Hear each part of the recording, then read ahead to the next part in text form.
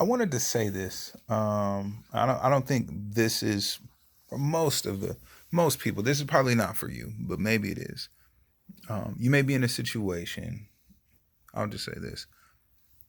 For some, there's only two options: leave Egypt, trust God, be obedient, put His blood on the doorpost of your heart, be changed, be transformed, let go of what you thought you wanted, let go of what you believed made your life happy, and strive for something. Strive for what makes God's heart happy, you know?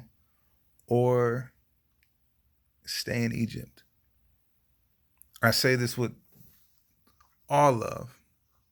I say this with all love. There's a multitude, a nation of people moving forward and trusting God and being transformed by the weight of the situation against them, being transformed. And God may be using what you are walking through to mature you and grow you and break you and build you and replace the things that kept you in immaturity and toxic relationships and yeah, and spinning your tires and making the same decisions, the same mistakes over and over and over. God may be using the situation you're going through to break that off of you. But there's going to be a time when you have to go, okay, Father, I yield, and allow Him to bring you out of the bondage that is keeping you.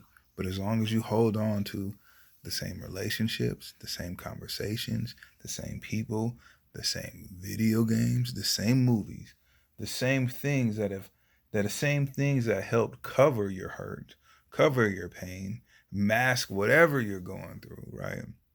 As long as you hold on to those things, you will hold on to the things that anchor you in Egypt, anchor you into bondage.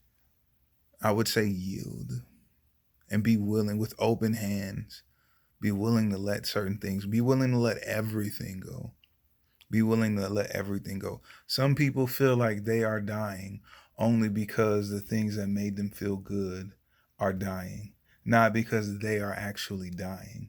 It's because God is using, He is breaking down the things that held you back, that feel familiar. He's breaking those things down.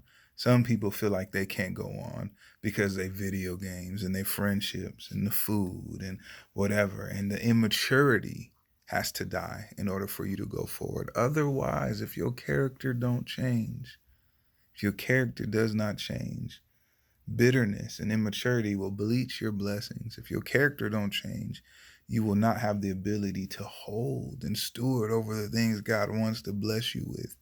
You can't have Egypt and Israel. You can't have the promised land and the oppressor at the same time. You cannot. You have to choose. But at the end of this season, you will not be able to be bitter with God.